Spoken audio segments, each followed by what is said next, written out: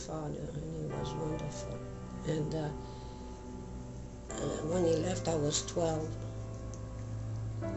And that was as an only child, you know, and I was just in despair.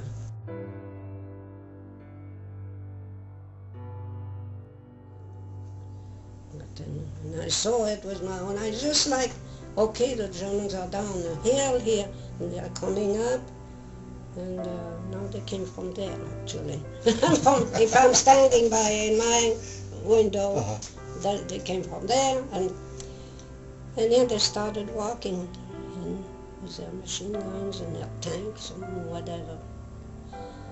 And then they killed some soldiers that were at the corner. And jeez, I mean, that we had had it.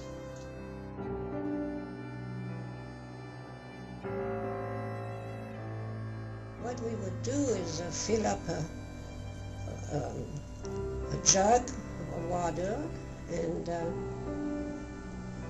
and with water for maybe hopefully making something to drink in the morning, and fill up a basin, you know, kind of round basins, with water to wash.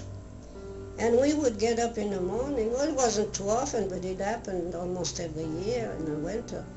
We would get to the kitchen the next day, turn on the faucet, frozen. Couldn't get anything out of it. The pipes were frozen. And the stuff we had put aside in case was a solid block of ice in the kitchen. Well, you can imagine how cold we were. We would put everything on the bed we could, and my mother and I, when it was those cold days, we slept together with our clothes on, with knit socks and all that, and wore a cap. I mean, that was just incredible.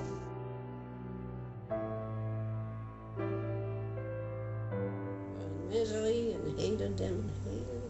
Well, and young people, you know, when a young teenager hates, they hate seriously.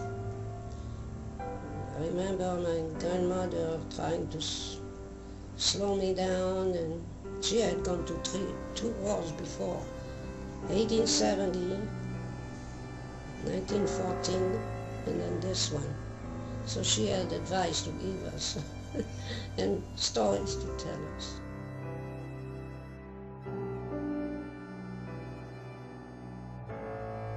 When the German had quite a few women coming, you know, nurses and office people that came as a part of the army situation,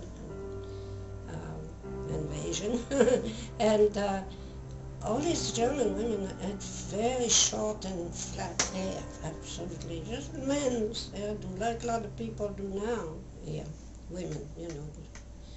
And so guess what? Our hair wound up big, long, and up and up. It was quite a job to keep it going, especially when it was windy or raining or something. Women were wearing heels this high, and all the German women had flat shoes. Okay, the flatter they were, the higher we went.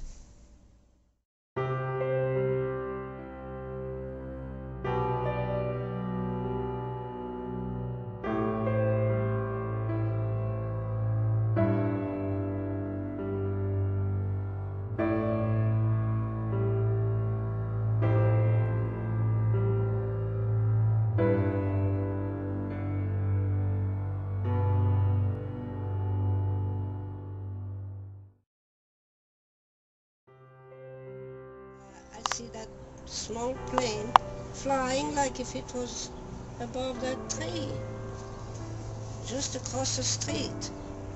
And I dropped my comb, my brush, whatever it was I was in, and just dashed down and arrived there, and here was this pilot getting out of his airplane, so I kind of grabbed in. kissed him on both cheeks. Then everybody grabbed him, and within 10 minutes there must have been 100 people. In 15, 20 minutes there was several hundred, and it was a mob covering the field.